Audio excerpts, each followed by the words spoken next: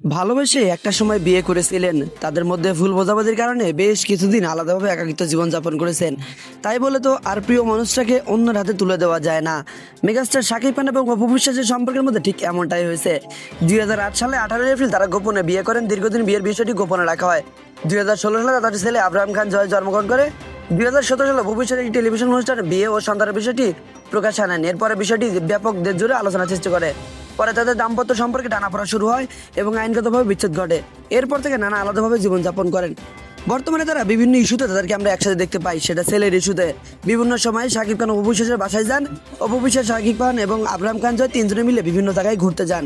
আপনারা হয়তো ইতিমধ্যে শুনেছেন মেগাস্টার শাকিব খানের দ্বিতীয় স্ত্রী শবনম বুবলী কন্যা সন্তান জন্ম দিয়েছেন। আর এই ইস্যুটাকে কেন্দ্র করে নতুন করে আরও বেশ কিছু গুঞ্জন ছড়িয়ে পড়েছে। অপু বিশ্বাস নাকি দ্বিতীয় বিয়ে করবেন। তবে অপু বিশ্বাসের দ্বিতীয় বিয়ের পিছনে অপু বিশ্বাস নিজেই দায়ী।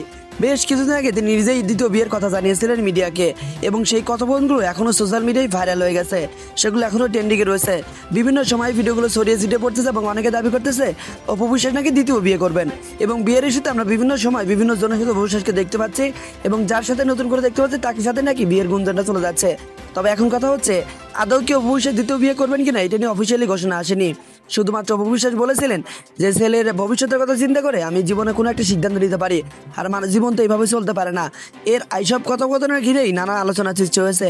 তবে এইসব ইস্যুতে শাকিব খান যেন বারবারই আলোচনার কেন্দ্রবিন্দুতে অনেকে আসতেছে। অনেকে দাবি করতেছে শাকিব খান নাকি মিডিয়াকে বলেছে তিনি অপু বিশ্বাসকে দ্বিতীয়বার বিয়ে করতে দেবেন না, কারণ তিনি ভালোবেসে অপুকে বিয়ে করেছিলেন। কোনো ভুল বোঝাদের কারণে তাদের মধ্যে বিচ্ছেদ হয়েছিল। আবার নতুন করে তারা একাকিত্ব হবেন। তো এই বিষয়টা নিয়ে আপনার মন্তব্য কি? অপু বিশ্বাস এবং শাকিব খান যদি আবারও এক হয় তাহলে তো নিশ্চয়ই অনেক ভালো হবে।